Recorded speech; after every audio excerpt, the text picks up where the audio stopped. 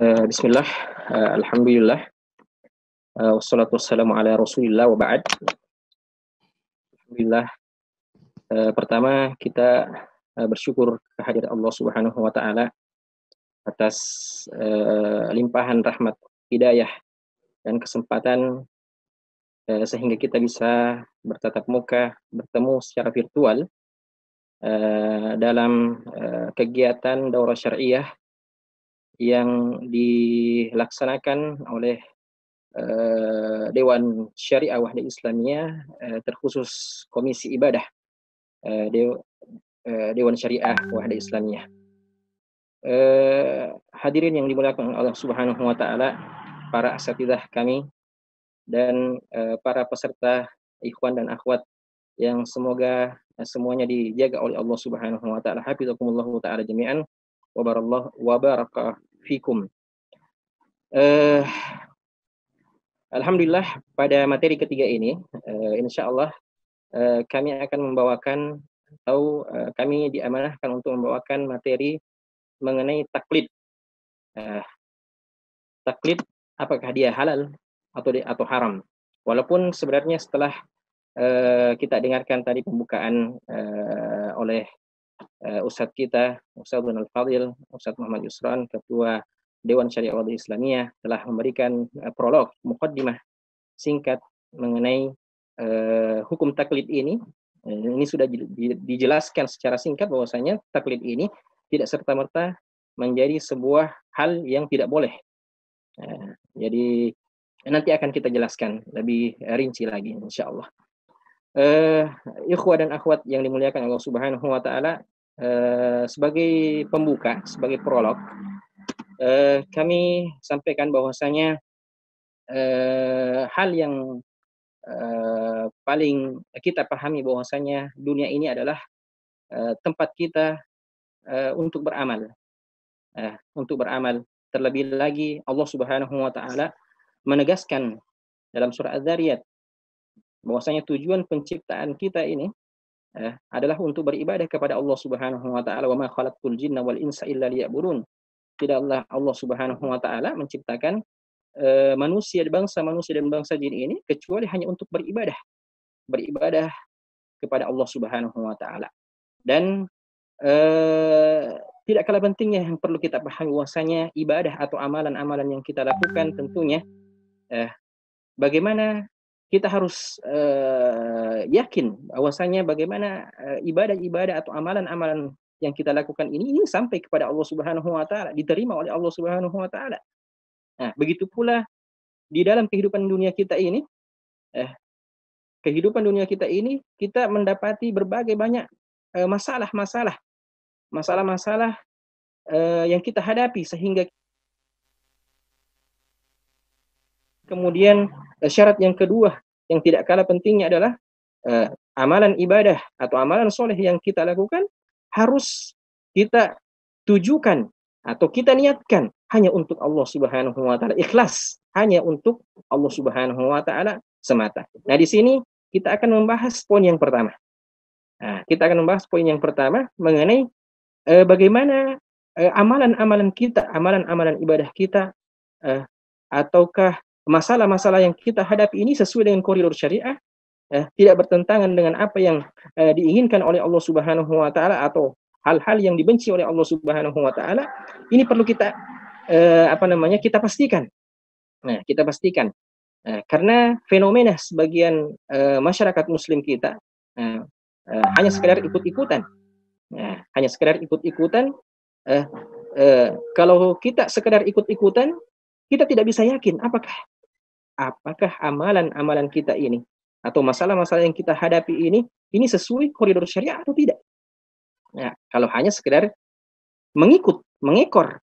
Nah, di sini ini sebagai muqaddimah singkat sebelum kita ke materi kita ini. Yang pertama mungkin kalimat taklid. Kalimat taklid ini walaupun sudah menjadi bahasa Indonesia, setelah kami cek tadi di Kamus Besar Bahasa Indonesia, ini sudah ada taklid. Mungkin sudah familiar bagi sebagian besar kita, walaupun sudah familiar, mungkin ada sebagian kecil di antara kita yang perlu untuk mengenal atau lebih mengetahui definisi dari taklid ini. Secara bahasa, taklid berasal dari kata qallada yuqallidu taqlid. Qallada yuqallidu taqlid. Nah, yang berarti wad'ul qiladah alal unuq, adalah meletakkan qiladah atau kalung pada leher. Nah, jadi ini yang kita katakan tadi dengan istilah ikut-ikutan. Ikut-ikutan, jadi istilahnya seorang yang ikut-ikutan seakan-akan dia meletakkan kalung atau tali ikatan pada seseorang, kemudian dia ikuti terus-menerus. Nah, ini secara bahasa. Nah, secara bahasa. Kemudian secara istilah, taklid secara istilah adalah mengikuti pendapat orang lain tanpa mengetahui dalilnya. Ini secara spesifik, lebih spesifik kita pembahasan kita ini terhadap urusan agama kita tentunya. Nah, bagaimana kita mengikuti pendapat orang lain dalam urusan agama kita. Ketika seorang disebut muqallid atau dia taklid dalam urusan agamanya, berarti dia mengikuti pendapat orang lain tanpa mengetahui dalilnya. Taklid juga biasa diartikan sebagai sikap tunduk atau mengekor, membeo, ikut-ikutan pada pendapat orang lain, begitu saja. Nah, begitu saja. Nah, di sini kalau orang Bugis mengatakan taklid ini istilahnya kacoy-coy kalemba-lemba keturu-turu. Nah, ini mengekor. Nah, ini sering diistilahkan oleh masyarakat kita, hanya sekedar ikut-ikutan saja. Padahal urusan agama kita ini, urusan agama kita yang kita lakukan atau yang kita praktekkan di dunia ini yang akan menjadi bekal kita untuk menghadapi kehidupan yang selanjutnya yang lebih kekal, sarmadiyun abadiyun. Ini tidak boleh main-main, tidak boleh hanya sekedar ikut-ikutan. Nah, di sini kalau sekilas kita katakan bahwasanya kalau begitu taklid tidak boleh dong. Tidak boleh ikut-ikutan. Nanti kita lihat. Nah, kita lihat pembahasan selanjutnya. Nah, marotibun nas. Jadi pembagian manusia. Ini istilah taklid ini muncul, istilah ini dia adalah bagian kecil dari pembahasan ilmu usul fiqih. Nah, jadi taklid ini muncul sebenarnya berasal dari kata ijtihad. Nah, mujtahid. Sehingga seorang yang mujtahid, ada kelompok orang yang dikatakan atau yang diistilahkan sebagai mujtahid, maka kelompok yang lainnya disebut dengan muqallid, orang yang ikut-ikutan. Jadi ada orang yang diikuti, ini dalam persoalan agama. Nah, mujtahid. Nah, disinilah muqallid muncul. Istilah muqallid muncul karena sebagian kaum muslimin disebut dengan istilah mujtahid atau yang berijtihad.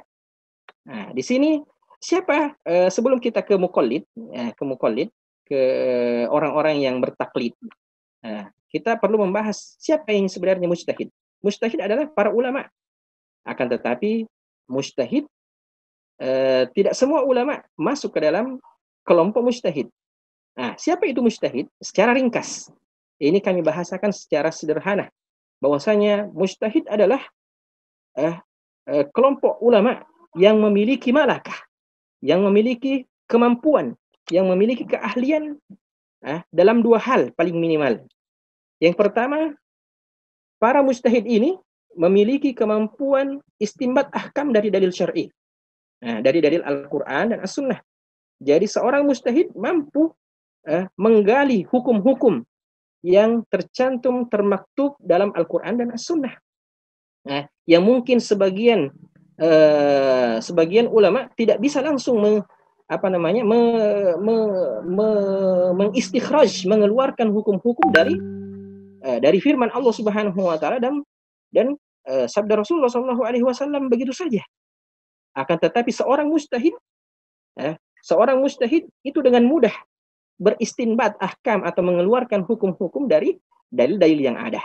Kemudian yang kedua, mujtahid ini memiliki malakah, memiliki kemampuan, memiliki keahlian untuk menentukan hukum dalam masalah-masalah yang kontemporer, mustajiddah, dalam nawazil, masalah-masalah yang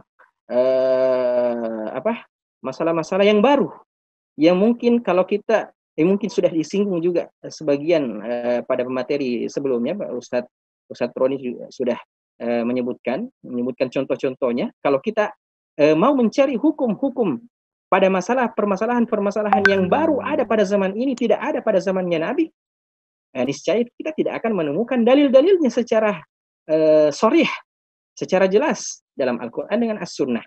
Maka tugas menentukan hukum pada masalah-masalah yang baru, masalah-masalah kontemporer, masalah-masalah yang dihadapi kaum muslimin di zaman yang selalu berkembang dengan berbagai macam hal atau berbagai macam faktor, sehingga masalah-masalah itu pun datang yang berhubungan dengan urusan-urusan agama kita, maka para mujtahid memiliki peran yang sangat penting. Memiliki peran yang sangat penting untuk menentukan hukumnya, karena kita butuh. Kita butuh untuk mengetahui apa hukum dari masalah ini, masalah baru ini. Karena tidak pernah dijelaskan oleh ulama-ulama sebelumnya. Maka di sini pentingnya mujtahid. Pertanyaannya, kenapa bisa? Kenapa ada ulama-ulama yang seperti ini, yang memiliki keahlian khusus? Kenapa? Karena mereka memiliki alat. Kamilul alalil ijtihad. Mereka memiliki peralatan-peralatan atau intinya mereka memiliki alat-alat bantu untuk berijtihad, untuk mengambil atau beristinbat hukum-hukum dari dalil, dan mereka punya alat untuk menentukan hukum dari masalah-masalah yang baru, masalah-masalah kontemporer yang hukumnya belum pernah dibahas oleh para ulama masa lalu. Di sini pentingnya para mujtahid. Dari sinilah. Ketika ada golongan yang disebut mujtahid, maka yang lainnya disebut muqallid. Maka ketika kita mendapati umpamanya masalah-masalah kontemporer, salah satu contohnya adalah yang baru-baru ini, masalah-masalah ibadah yang berkaitan dengan masa pandemi COVID-19 ini. Ini sesuatu hal yang tidak pernah dialami oleh kaum terdahulu. Maka para ulama mujtahid merumuskan hukum-hukum ibadah yang berkenaan dengan masa-masa yang seperti ini, sehingga masyarakat kaum muslimin tidak bingung mau bagaimana. Maka dari itu kita ini sebagian besar kita ini adalah masuk ke dalam kelompok muqallid. Walaupun sebenarnya ada sebuah istilah yang diperkenalkan, selain ada istilah muqallid, ada yang disebut dengan istilah muttabi. Di sini para ulama kita juga berbeda, apakah ada istilah muttabi atau tidak ada. Walaupun sebenarnya khilaf tersebut, perbedaan tersebut, ujung-ujungnya atau substansinya sebenarnya sama. Bagi para ulama yang mengatakan bahwasanya tidak ada istilah muttabi, semuanya muqallid. Mereka yang mengatakan hanya ada istilah muqallid, hanya ada istilah taklid, mengatakan bahwasanya ada taklid yang boleh, ada taklid yang tidak boleh, yang haram. Ada taklid yang halal, ada taklid yang haram. Adapun yang membagi menjadi dua istilah, taklid dan ittiba, mengatakan muqallid ini terbagi dua, dan ada satu bagian yang disebut dengan muttabi. Yang disebut dengan muttabi di sini adalah mengikuti perkataan para ulama pada masalah-masalah tertentu dengan mengetahui dalilnya. Jadi mereka para muttabi ini masuk para tulabul ilm, para ulama-ulama yang tidak sampai derajat ijtihad, tidak sampai menjadi seorang yang mujtahid. Jadi walaupun sebenarnya pada hakikatnya atau substansi masalah istilah, perbedaan istilah ini adalah hakikatnya sama, substansinya sama. Intinya muttabi atau muqallid sama-sama mengikuti para mujtahid. Walaupun sebagiannya mengikuti dengan dalil, dan sebagiannya lagi mengikuti tanpa dalil. Nanti kita akan sebutkan. Nanti akan kita sebutkan lebih lanjut. Ikhwan dan akhwat yang dimuliakan oleh Allah Subhanahu wa taala, di sini kita sebutkan akan sebutkan hukum taklid itu tersendiri. Jadi tadi kita sudah jelaskan bahwasanya ittiba ini yang sebenarnya menjadi hukum asal bagi seluruh kaum muslimin. Kita tidak boleh menjadi seorang yang muqallid. Dari dari awal kita balik sampai akhir hayat kita, kemudian kita terus menjadi seorang yang muqallid. Muqallid dalam istilah kedua pembagian istilah ini, muqallid dengan muttabi. Jadi sayogianya seorang muslim itu harus paling minimal menjadi seorang yang muttabi, yang mengikuti perkataan para ulama, pada masalah-masalah tertentu, pada masalah-masalah yang berkenaan dengan urusan agamanya, dengan tidak hanya sekedar mengikuti saja, akan tetapi mengikuti dengan mengetahui dalilnya dari mana dia ambil. Nah, dari mana para ulama ini menentukan hukumnya ini, dalilnya harus jelas. Karena kita ini sebagaimana yang kita sampaikan di awal, kita ini mau tenang. Bagaimana apakah ibadah-ibadah kita ini sudah sampai diterima oleh Allah Subhanahu wa taala atau tidak? Apakah masalah-masalah yang kita hadapi kemudian kita dapatkan solusinya, apakah sudah benar berada di atas koridor syariah atau tidak? Nah, di sini yang merupakan poin yang penting untuk kita stressing, kita garis bawahi atau garis atasi. Ikhwan dan akhwat yang dimuliakan Allah Subhanahu wa taala. Nah, kita ini yang kita sebutkan tadi, bahwasanya sebagian ulama kita mengatakan bahwasanya muqallid dengan muttabi atau istilah taklid dengan ittiba ini sama saja. Nah, jadi anggaplah kita hanya punya dua istilah ini, taklid dengan mustahid, taklid dengan istihad. Kemudian kita lanjut ke hukum taklid. Ini intinya, karena judulnya mengenai taklid antara halal dan haram. Maksudnya apa hukumnya? Boleh tidak? Halal atau haramkah? Nah, di sini hukum taklid boleh atau haram ya.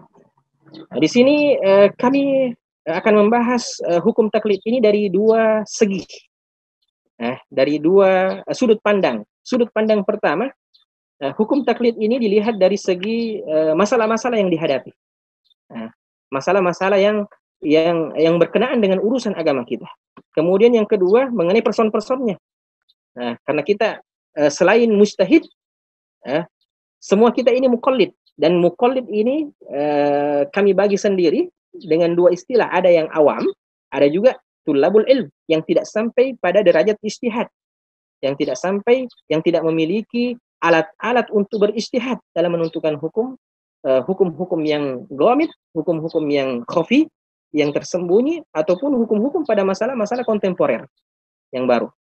Nah, ikhwan dan akhwat yang muliakan Subhanahu wa taala. Kita lihat hukum taklid jika kita lihat dari sudut pandang masalah-masalah yang kita hadapi. Nah, di sini perlu kita pahami bahwasanya boleh atau tidaknya taklid itu merujuk kepada boleh tidaknya seorang beristihad. Nah, ada permasalahan-permasalahan yang tidak boleh seorang ulama beristihad di dalamnya, maka otomatis seseorang tidak boleh juga bertaklid di dalamnya.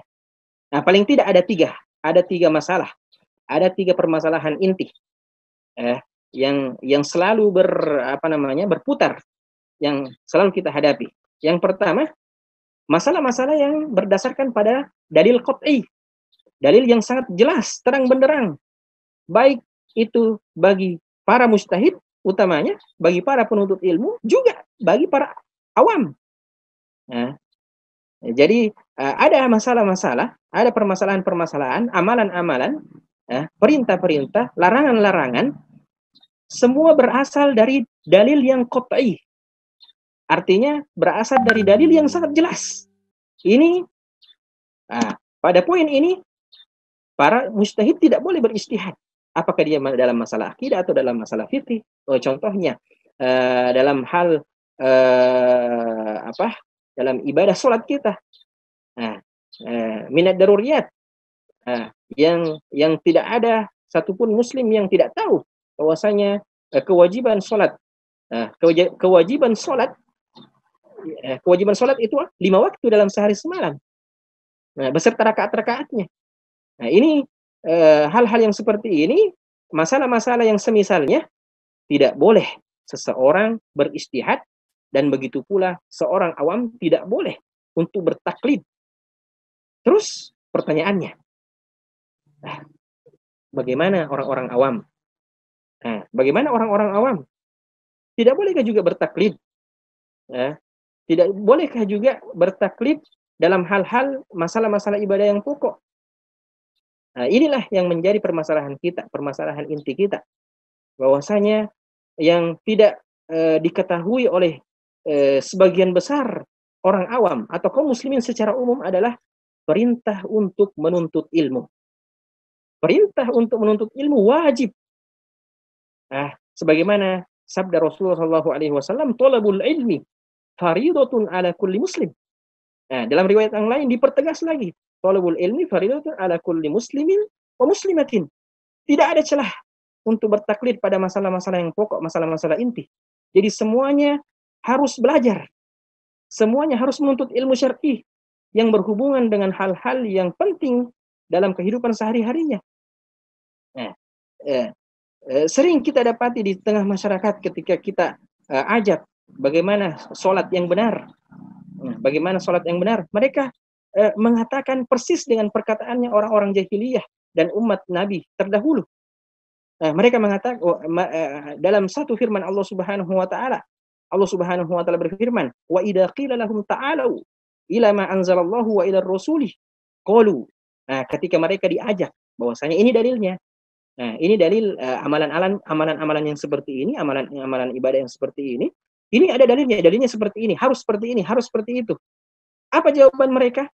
Nah, jawaban mereka adalah qalu hasbuna ma wajadna alaihi aba'ana. Cukuplah kita ikuti saja orang-orang tua kita terdahulu, nenek moyang kita, bapak-bapak kita sholatnya seperti ini, jadi tidak usah kita belajar, ikuti saja gerakannya, ya seperti itulah yang seharusnya. Hal-hal yang seperti inilah yang disebut taklid buta yang tidak boleh. Nah, taklid buta yang tidak boleh, yang sama sekali haram, karena setiap muslim wajib untuk menuntut ilmu pada hal-hal yang minat daruriyat. Nah, tidak ada taklid di dalamnya. Begitu pula dalam persoalan akidah. Nah, dalam persoalan akidah, dalam persoalan ibadah-ibadah yang asasi. Nah, hal ini tidak boleh satupun di antara kaum muslimin yang bertaklid. Semuanya harus menuntut ilmu. Semuanya harus mencari tahu. Nah, ikhwani wa akhwati, hafizakumullah taala jami'an. Kemudian masalah yang kedua adalah masalah-masalah yang berdasar pada dalil zonni. Nah, dalil zonni yang dimaksudkan di sini ada dalil. Jadi dalil itu bisa dilihat dari dua sudut pandang.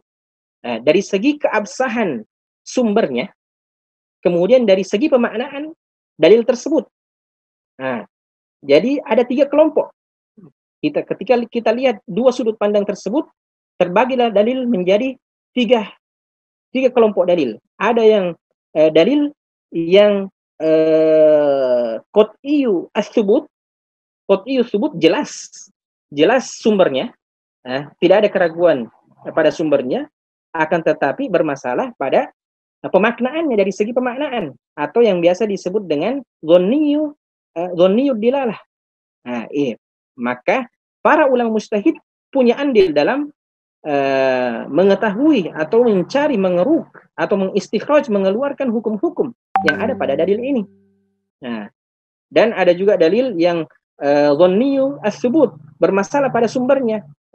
Para ulama berikhtilaf, berbeda pendapat, apakah hadis ini sahih, apakah riwayat ini sahih atau dhaif atau maudhu. Akan tetapi maknanya jelas. Kemudian ada kelompok yang ketiga adalah dalil yang kedua-duanya yang dhanni, baik sumbernya maupun dari segi pemaknaan dalil tersebut. Maka ini adalah maudhi, tempat para ulama mujtahid untuk menggali dalil tersebut. Maka dari itu orang-orang yang selain mujtahid mentaklid, mengikuti para mujtahid pada hasil ijtihadnya. Kemudian masalah yang ketiga adalah masalah-masalah yang kontemporer, masalah-masalah baru. Nah, masalah-masalah baru yang kita sebutkan tadi bahwasanya permasalahan-permasalahan kontemporer yang atau nawazil mustajiddah, hal-hal yang baru yang tidak bisa kita temukan langsung hukumnya atau dalilnya dalam Al-Qur'an dan As-Sunnah, ini kecuali harus melalui proses ijtihad para ulama, mujtahid.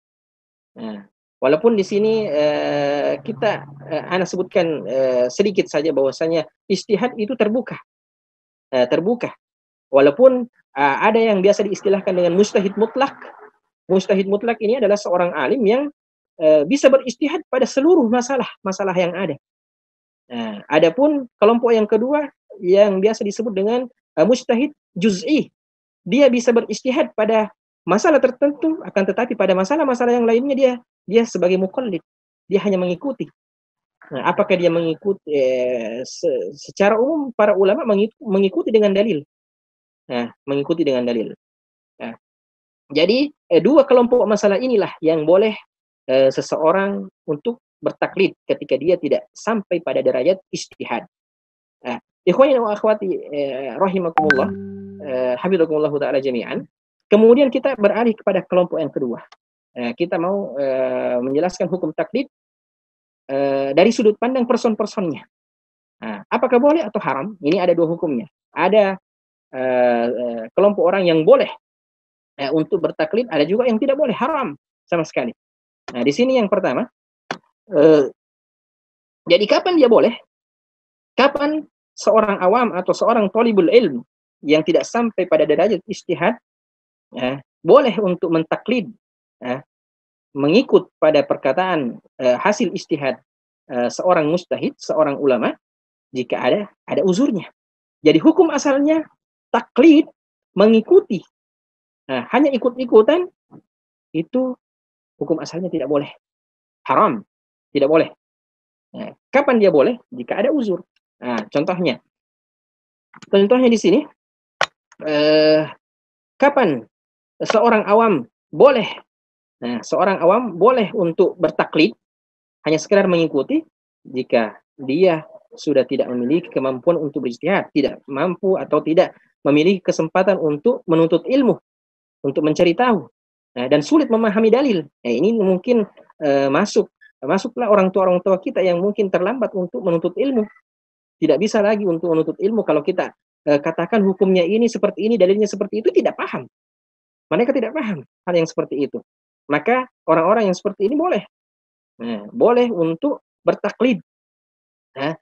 Boleh untuk bertaklid tanpa harus mengetahui dalilnya.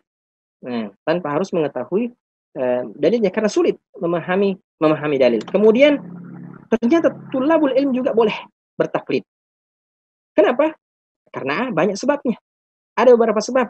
Seorang thalibul ilm yang bisa berselancar mencari dalil pada sebuah permasalahan, akan tetapi dia terhalang, tidak bisa mencari sendiri, maka dia mau tidak mau harus bertaklid. Apa sebabnya? Sebabnya terbatasnya dalil yang dia miliki. Terbatasnya dalil yang dia miliki. Jadi seorang mujtahid itu dalilnya ketika dia datang kepadanya, kepada seorang mujtahid ini, ketika datang masalah-masalah kepada seorang mujtahid, seakan-akan di hadapan matanya itu semua dalil muncul. Semua kaidah-kaidah usul, kaidah-kaidah fikih, dan semua dalil-dalil semuanya muncul sehingga dia bisa mengolahnya. Mengolah dan menentukan dan mengkaji hukum pada permasalahan tersebut.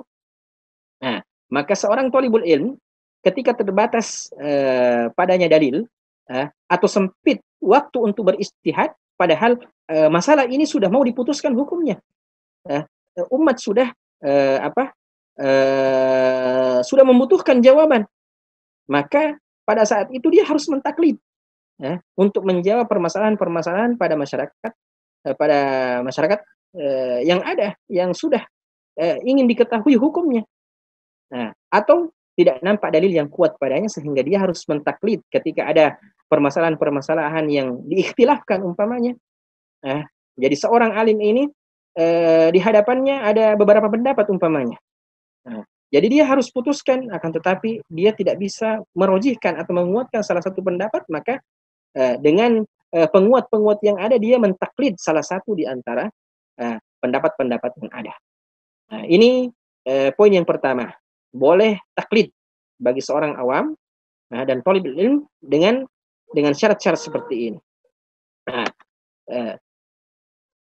jadi seorang awam dan seorang thalibul ilm dia sama kedudukannya sebagai muqallid yang memiliki kewajiban fas'alu ahla dzikri in kuntum la ta'lamun.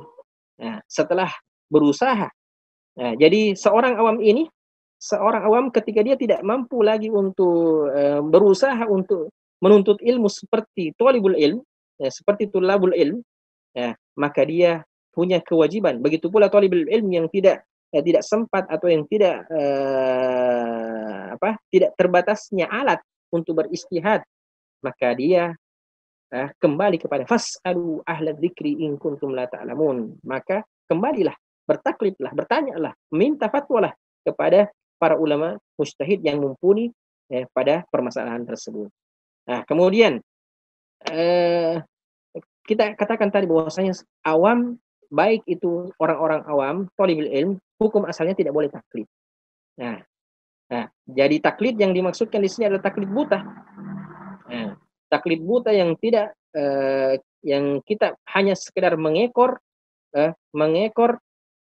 membeo pada perkataan-perkataan yang berkenaan dengan masalah agama kita dengan tanpa mempersoalkan dari mana dia dapat. Nah, ini yang disebut dengan taklid buta atau membeo, ikut-ikutan tanpa dasar ilmu.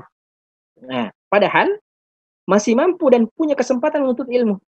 Nah, si awam masih mampu dan masih punya kesempatan untuk menuntut ilmu. Si thalibul ilm yang sudah punya sebagian alat untuk memahami dalil, dia masih punya kesempatan untuk bertanya, untuk mengkaji. Nah, maka pada saat itu dia tidak boleh untuk bertaklid. Atau seorang awam atau sampai thalibul ilm yang telah diberi dalil, yang disampaikan kepadanya ini dalil yang seperti ini yang benar, namun tetap taklid pada sesuatu yang ia yakini sebelumnya. Ini taklid yang seperti inilah, ikut-ikutan yang seperti ini yang tidak boleh sama sekali dalam hal urusan agama kita. Ikhwani wa akhwati hafizakumullahu taala jami'an. Ini sekelumit mengenai hukum taklid. Jadi sebenarnya ini sudah sangat jelas hukum taklid ikut-ikutan yang mana.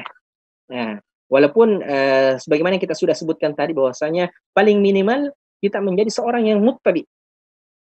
Muttabi walaupun dia pada hakikatnya dia adalah seorang yang muqallid.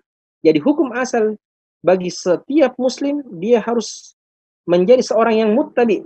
Muttabi dia mengikuti perkataan para ulama mujtahid, akan tetapi dia harus paham dari mana dia ambil agar supaya tidak tersesat. Agar supaya tidak tersesat dan agar supaya amalan-amalan tersebut dan masalah-masalah yang dihadapi itu senantiasa berada di atas koridor syariah dan amalan-amalannya diterima oleh Allah Subhanahu wa taala. Kemudian selanjutnya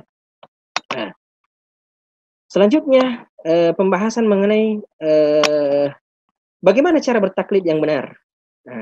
Ini sudah tadi kita sebutkan taklid yang boleh bagaimana, yang haram bagaimana, ini sudah jelas. Akan tetapi kita harus juga tahu bagaimana cara yang benar untuk bertaklid bagi orang yang awam dan bagi orang yang notabene adalah seorang penuntut ilmu. Nah, poin yang pertama.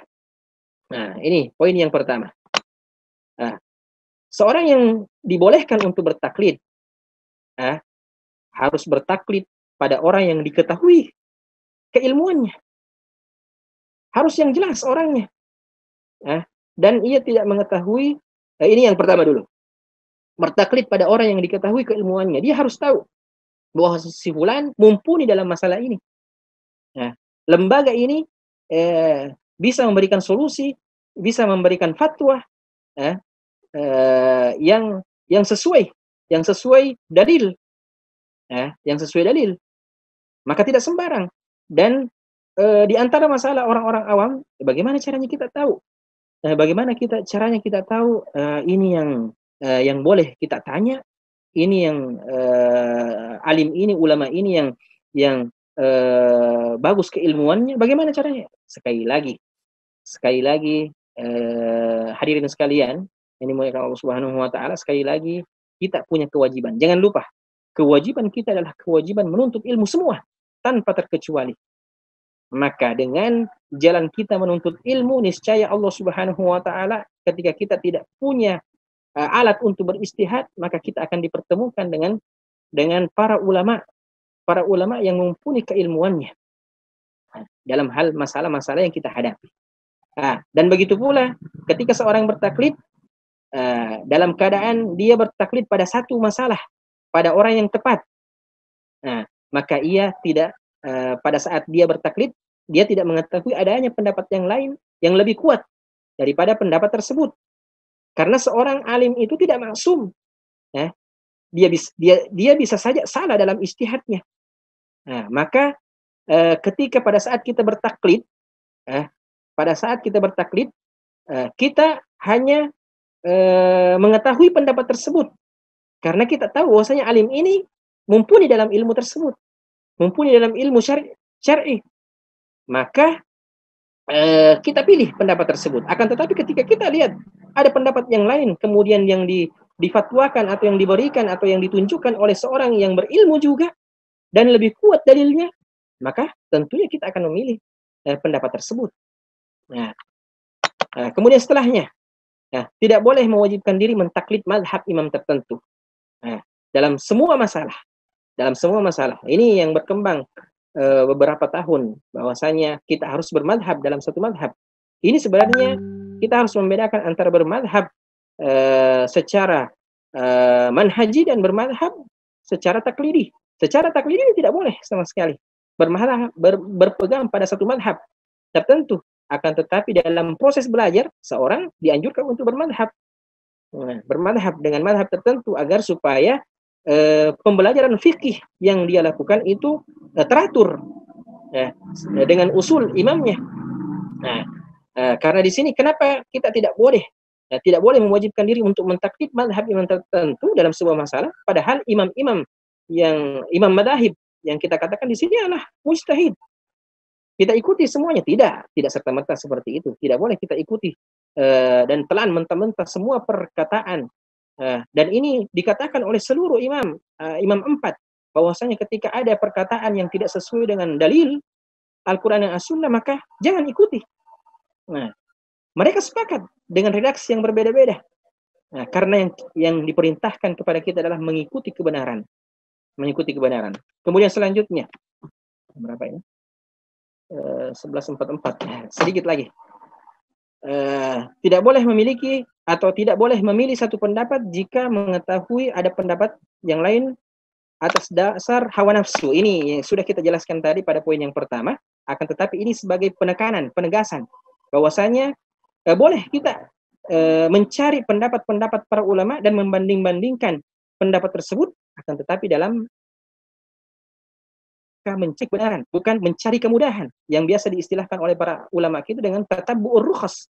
Dia mencari pendapat-pendapat, dia kumpulkan pendapat para ulama, kemudian dia pilih yang paling mudah, yang paling sesuai dengan hawa nafsunya, kemudian dia pilih, pendapat ini saya pilih. Ini yang tidak boleh. Taklid yang seperti inilah yang tidak boleh.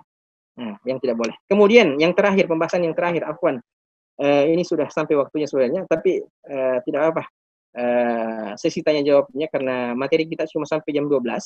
Kemudian sholat zuhur juga ini sudah mulai kedengaran masjid-masjid bersahutan. Ini tidak apa kita sempurnakan karena ini poin yang terakhir ini sudah yang terakhir, slide yang terakhir ini juga tidak kalah pentingnya. Sikap kita sebagai seorang muqallid. Karena rata-rata kita ini muqallid. Yang pertama, jangan terlalu fanatik dalam mentarjih satu pendapat yang kita pilih sebagai pendapat yang paling kuat, yang paling benar. Karena ini kita cuma muqallid, kita cuma sekedar mengikuti saja, sehingga berakibat pada merendahkan pendapat yang lain tanpa ada landasan apa-apa, terutama pada hal-hal yang diikhtilafkan. Nah, inilah salah satu faktor perpecahan umat, karena yang vokal adalah para muqallid yang tidak tahu apa-apa, yang tidak tahu dalil, yang tidak tahu landasan para ulama dalam masalah tertentu sehingga mereka mengatakan pendapatnya si fulan lah yang lebih benar. Nah, jadi kalau kita taklid sesuai dengan kemampuan kita, tidak usah mengatakan tentunya dalam masalah-masalah tertentu, masalah-masalah yang diikhtilafkan.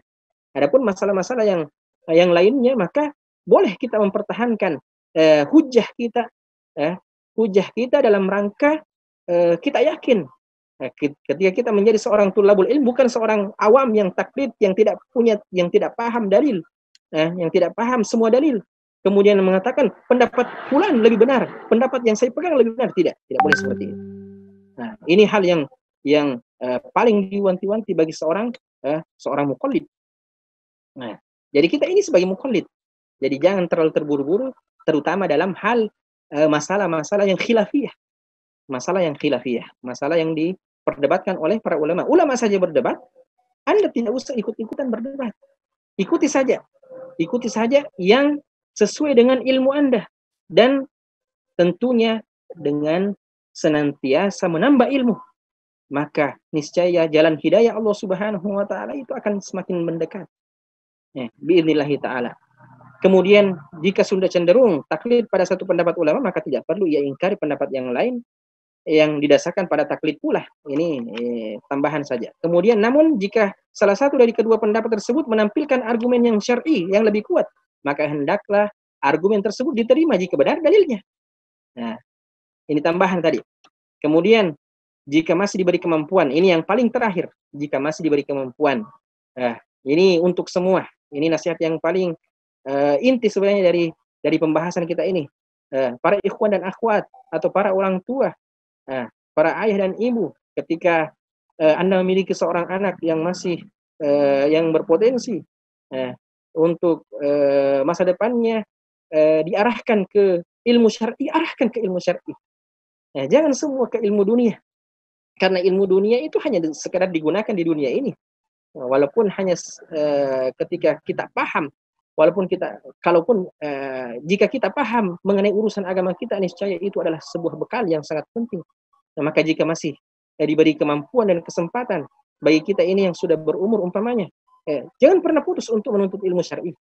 Jangan merasa cukup bahwasanya ini saya awam ikut-ikut ya. Tidak boleh seperti itu. Selama mampu, selama ada kesempatan, harus belajar mengenai urusan agama kita. Ini penting karena ini adalah menjadi bekal, menjadi barometer kita, apakah kita sudah berada di atas jalan atau koridor syariah sesuai dengan kehendak Allah dan Rasulnya atau tidak. Karena otomatis akibatnya akan kita rasakan nanti biidznillah taala di kehidupan yang kekal sarmadiyun abadiyun. Wassallallahu ala nabiyyina Muhammadin wa alihi wa sahbihi wasallam.